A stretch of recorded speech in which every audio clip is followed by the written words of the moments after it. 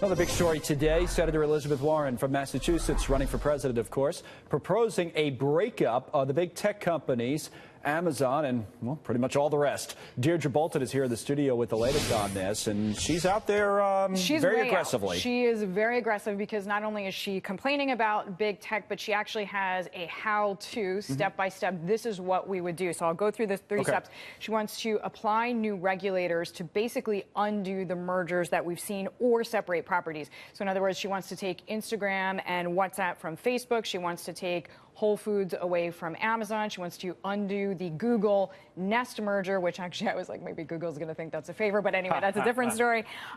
She wants to bar tech companies, and I feel like this is particularly focused on Amazon, from providing a marketplace and then also selling products on that same marketplace. Yeah. And then the third prong is essentially preventing these companies from sharing or selling third-party data. Think about how much of a big deal this would be, say, for Facebook. I mean, who knows if anything like close to this will ever happen, but that Instagram acquisition was a huge one. The WhatsApp, now just even with the news they announced this week, I mean, clearly those are huge strategic moves for And Facebook. I think from a branding perspective, well, for all of them, it would be deadly, right? And we can't be too dismissive because remember when the EU went after Microsoft and declared Microsoft a monopoly, it took Microsoft about a decade to re-find its feet. And I think that's actually the interesting charge. So Elizabeth Warren is actually hosting a rally in Long Island City, Queens. You and I were both over there doing a lot of the reporting for Amazon and sort of being blocked, more or less, from setting up shop there.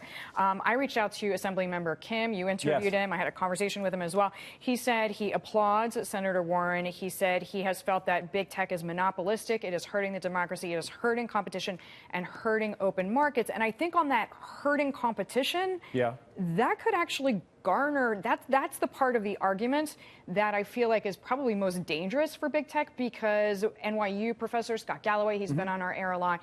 I asked him, I said, well, what do you think of this? And he said, I actually think this makes Warren the intellectual leader of the Democratic Party. And he said, Klobuchar, Sanders, a lot of people complain about big tech. She's coming with a plan of how to. Well, it was interesting.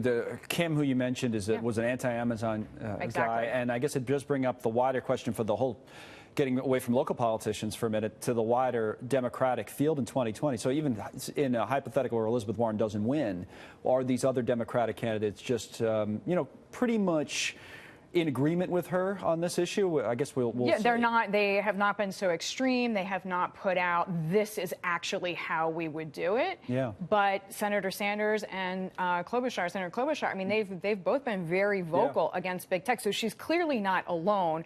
But I think the voices that we've heard from the Democratic side so far have certainly been more left than center. Yeah, oh, definitely. So, I mean, we'll see what that does for the race. I mean, we're still a little bit of time away. Yeah, well, we're waiting for the former vice president to make a decision, see if he's going to get in. So anyway, Deirdre, thank you. Good reporting on this.